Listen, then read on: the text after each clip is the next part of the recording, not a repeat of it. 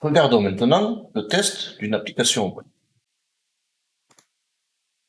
La méthodologie que nous utiliserons pour attaquer une application web. Elle ressemble énormément à la méthodologie typique d'un pentest. D'abord, nous récupérons des informations. Nous faisons de la recherche sur des exploits potentiels. Nous vérifions que ceci soit fonctionnel et nous faisons ensuite un rapport avec certaines recommandations. Si le problème a été réparé, il peut être intéressant d'aller vérifier que le patch est fonctionnel et surtout résout le problème. Avant toute chose, j'ai envie de vous présenter un outil qui est créé par la fondation WASP et qui est ils appellent ça le Testing Guide. Il y a une version PDF gratuite disponible. Au chapitre 4, nous voyons que la section qui suit décrit les 12 méthodes à mettre en œuvre lors d'un pentest. Typiquement, la phase 1 serait ce qu'on a appelé l'OSINT, la recherche passive. Quant à la phase 2, ce serait une recherche plus active. Nous voyons certaines actions que nous pouvons tester. Typiquement, si nous voulons tester au sujet de la recherche d'informations, voir ce que nous pouvons trouver, nous avons une info ici, OTG Info 001. Si nous allons dans le site de Tempraton, nous avons un WASP Testing Checklist. Nous pouvons la télécharger et l'exécuter. Alors pour info, si comme moi vous n'avez pas LibreOffice installé, je vous invite à ouvrir le terminal, taper sudo apt install LibreOffice. C'est pour ça que le fichier n'a pas pu s'ouvrir. On se revoit une fois que l'installation est terminée. On se revoit une fois que l'installation est terminée. C'est bon, l'installation est finie. Je peux du coup vous montrer le fichier.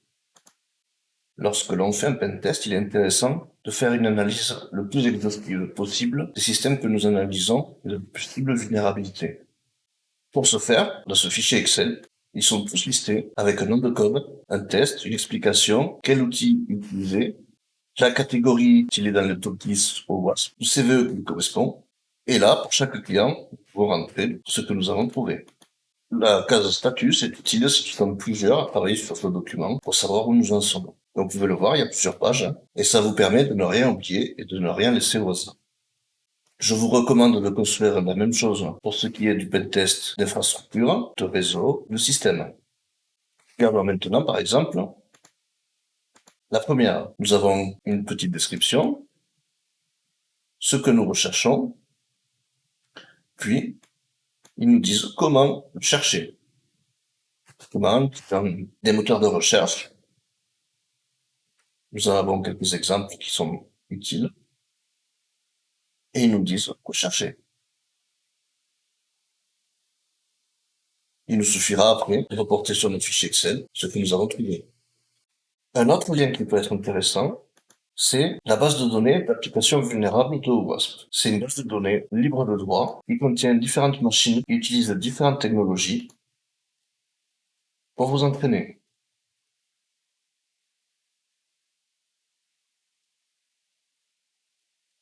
Je vous invite à vous faire plaisir et à plus tard les télécharger et tester toutes vos connaissances relatives à chacune des technologies.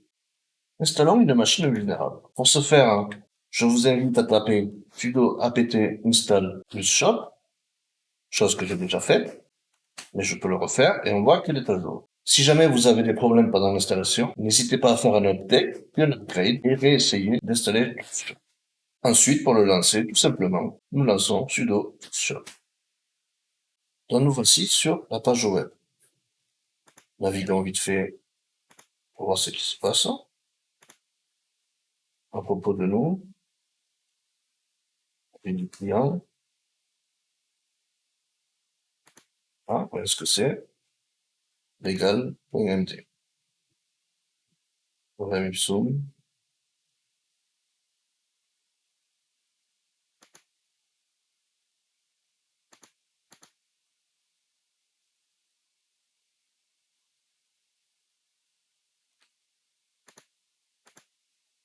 Par contre,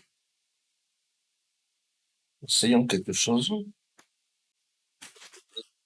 Ah, et nous voyons que nous avons accès à ce dossier, chose que nous ne devrions pas avoir. Je suis malware, vous voyez.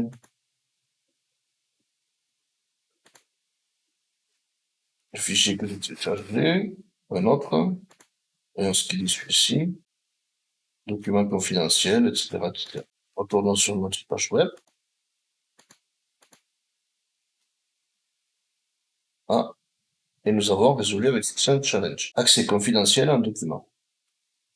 Pour info, j'ai eu une petite fenêtre qui m'a dit qu'il fallait que je trouve le scoreboard.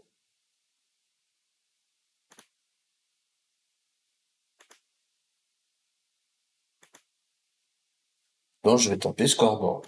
On va voir si ça marche.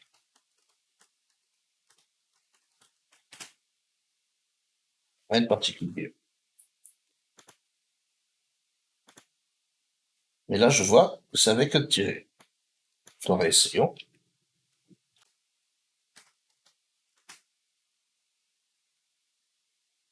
Vous voyez, on a trouvé le scoreboard.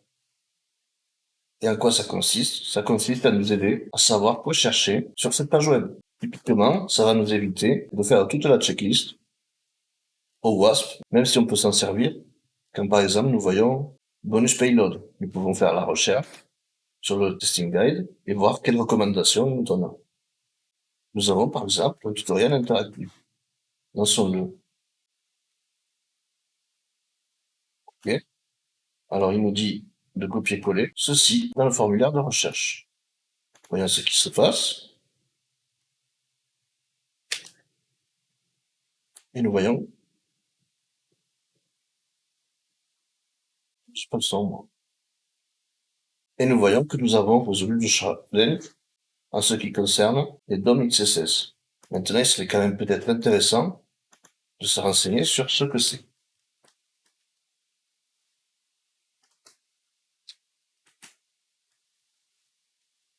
DOM XSS, nous avons cette occurrence. Alors, retournons au début de celle-ci. Qu'est-ce que c'est? Voilà. Testing for DOM-based cross-site scripting.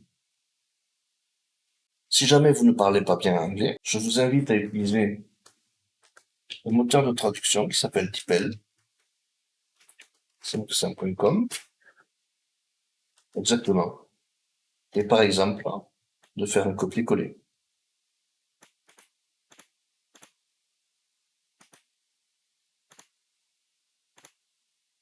Et nous aurons une traduction en français, s'il vous plaît.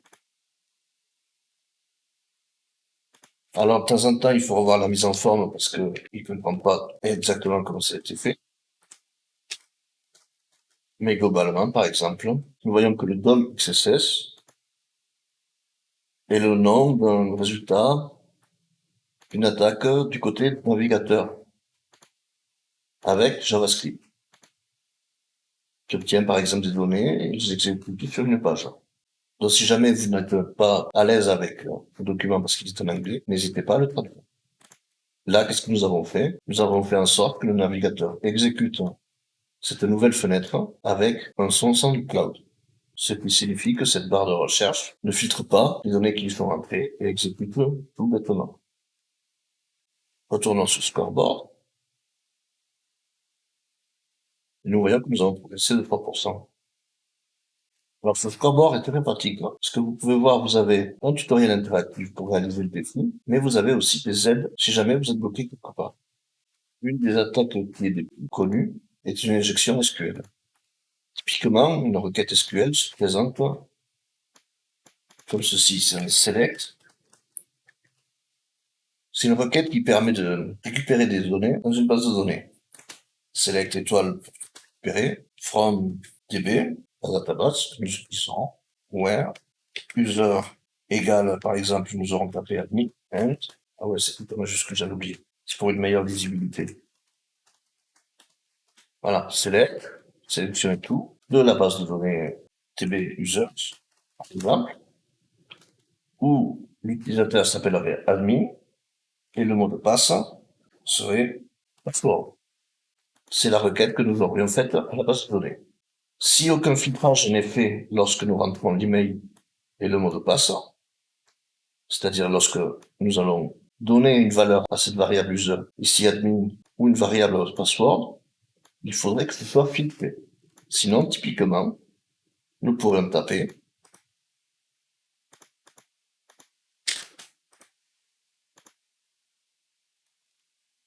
À la place de admin, nous pourrions écrire admin / hashtag, sachant que hashtag en SQL va faire en sorte que tout ça soit considéré comme commentaire. Essayons de voir ce que ça donne.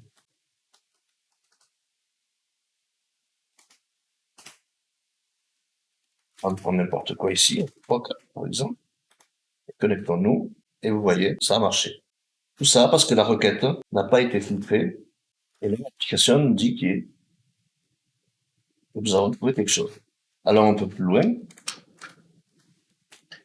et faisons lui croire directement que la réponse à sa question est vraie. Essayons avec cette requête. Et nous sommes maintenant administrateur système. Pour information, les deux tirets sont aussi une forme pour désigner des commentaires. Nous voyons que nous avons déjà un panier. Ah, nous avons notre email. Très bien.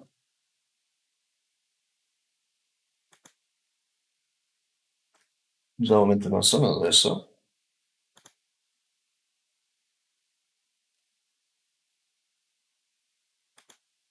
Une méthode de livraison.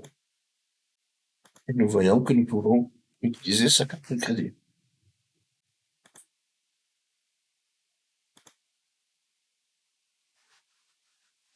Il aurait pu être intéressant de changer l'adresse. Mais c'est un peu trop tard. Retournons au tableau de score. Et je vous invite à tester les vulnérabilités que vous pouvez trouver. Il y a différents niveaux. Donc surtout, n'hésitez pas à changer de catégorie.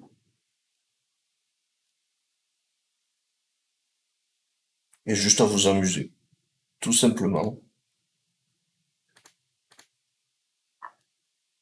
Et à vous faire plaisir. Voyons vite fait là, les derniers. Alors honnêtement, je pourrais vous faire un cours de 10 heures sur chacune des techniques.